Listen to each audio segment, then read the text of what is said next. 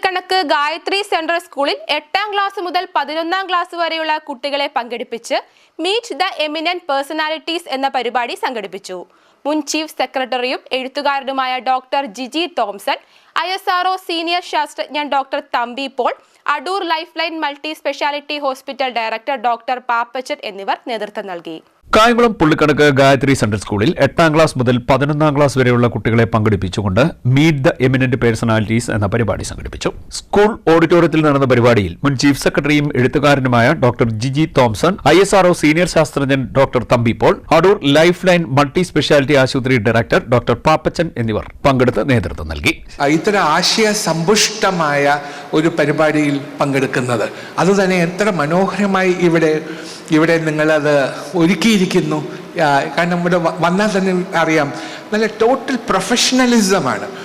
അധ്യാപകരും അതിൻ്റെ പിന്നിൽ പ്രവർത്തിക്കുന്നവരുമൊക്കെ അത് ചെയ്തിരിക്കുന്ന എത്ര നേരം ആലോചിച്ച് അതൊക്കെ നല്ല ഭംഗിയായിട്ട് സെറ്റപ്പ് ചെയ്ത് നല്ല കുട്ടികൾ ചോദിക്കേണ്ട കുട്ടികളെ ഇരുവശത്തും ഇരുത്തുന്നു. ഞങ്ങളുടെ 3 പേര് കൂടി ഇരിക്കുന്നു. കാരണം എന്തെങ്കിലും കാരണവശാൽ IAS കിട്ടിയില്ലെങ്കിൽ നമുക്കൊരു പ്ലാൻ B വേണം.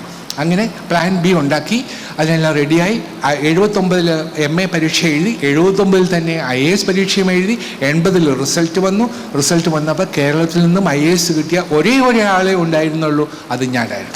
ആദ്യത്തെ ഇൻഫെർട്ടിലിറ്റി സെന്റർ നമ്മുടെ ഹോസ്പിറ്റലായിരുന്നു. ഫസ്റ്റ് ടെസ്റ്റ് ബേബി, പിന്നെ ഫസ്റ്റ് IVF സെന്റർ, പിന്നെ അത് കഴിഞ്ഞിട്ട് 55-year-old ലേഡി ആദ്യമായിട്ട് ട്വിൻസ് ഡെലിവറി ചെയ്ത് നമ്മുടെ ഹോസ്പിറ്റലാണ്. അങ്ങനെ ഒത്തിരി ട്രീറ്റ്മെന്റ് ഫസ്റ്റുകളുണ്ട്. അത് കഴിഞ്ഞിട്ട് പിന്നെ നമ്മൾ മൾട്ടി സ്പെഷ്യാലിറ്റി തുടങ്ങണമെന്ന് തോന്നി. കാരണം ജനങ്ങൾ രോഗികളാകുന്നു, നമ്മുടെ കൺമുൻ വെച്ച് തന്നെ മരിക്കുന്നു.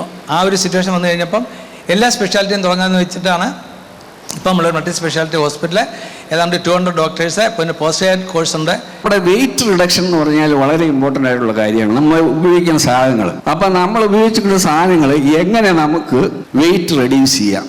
അപ്പോൾ സാധാരണ ഡിസ്ക്രീറ്റ് എൻ്റെ നേതൃത്വത്തിൽ ഡിസൈൻ ചെയ്ത് ഡെവലപ്പ് ചെയ്ത് ഇന്ത്യയുടെ ഇൻഡസ്ട്രി ഉപയോഗിച്ച് നമ്മൾ ഇൻഡിജിനസ് ആയിട്ട് ഡെവലപ്പ് ചെയ്യാന്ന്, അതായത് തദ്ദേശികമായിട്ട് അത് ഡെവലപ്പ് ചെയ്ത് അങ്ങനെ ആ സാധനം ക്വാളിഫൈ ചെയ്തെടുത്തു. അത് നമ്മുടെ സാറ്റലൈറ്റിൽ 10 kg എന്നുള്ളത് 1 kg ആക്കി മാറ്റി. ശാസ്ത്ര, ആരോഗ്യ, ഭരണരംഗത്തെ വിശിഷ്ട വ്യക്തികളുമായി കുട്ടികൾ സംവദിക്കുകയും അവരുടെ പിന്നിട്ട പഠന വഴികളും ജീവിത വിജയവും കൈവരിച്ച നേട്ടങ്ങളും സംവാദത്തിലൂടെ ചോദിച്ചറിയുകയും ചെയ്തു.